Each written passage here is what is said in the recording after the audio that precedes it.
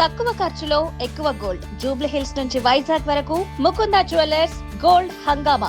ప్రపంచ ఆర్థిక పరిస్థితుల్లో చోటు చేసుకుంటున్న మార్పుల ప్రభావంతో బంగారం, వెండి ధరలు గణనీయంగా పడిపోతున్నాయి. అంతర్జాతీయ మార్కెట్లో ఇటీవల నమోదైన క్షీణత పెట్టుబడిదారుల్లో ఆందోళన కలిగిస్తోంది. తాజా ట్రేడింగ్లో బంగారం ధరలు సుమారు 3.6%, వెండి ధరలు దాదాపు 7.1% వరకు పడిపోవడం గమనార్హం.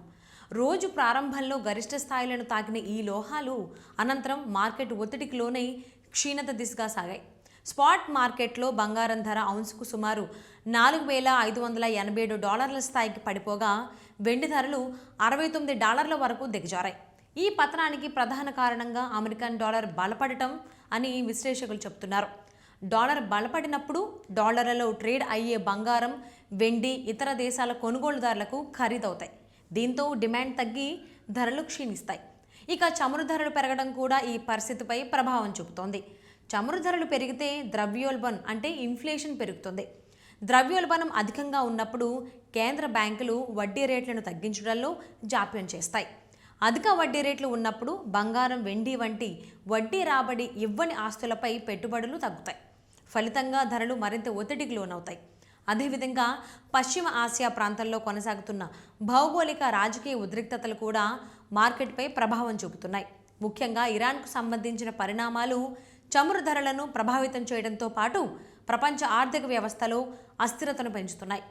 ఈ పరిస్థితులు పెట్టుబడిదారులను జాగ్రత్తగా వ్యవహరించేందుకు దారితీస్తున్నాయి. మరో ముఖ్య కారణం టర్కీ సెంట్రల్ బ్యాంక్ బంగారు నిల్వలను భారీగా తగ్గించడం.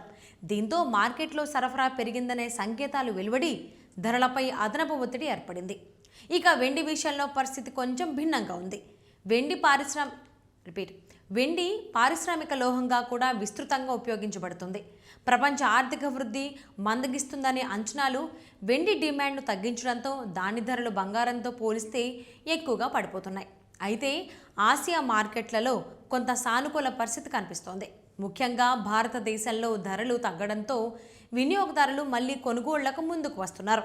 చైనాలో మాత్రం పెట్టుబడిదారులు ఇంకా జాగ్రత్తగా వ్యవహరిస్తున్నారు. ఈ మిశ్రమ ధోరణి ధరల పతనాన్ని కొంతవరకు నియంత్రించే అవకాశం ఉంది. భవిష్యత్తు విషయానికి వస్తే బంగారం ధరలు $4,400 దిగువకు, వెండి ధరలు $65 దిగువకు పడిపోయే అవకాశాలు ఉన్నాయని మార్కెట్ నిపుణులు అంచనా వేస్తున్నారు.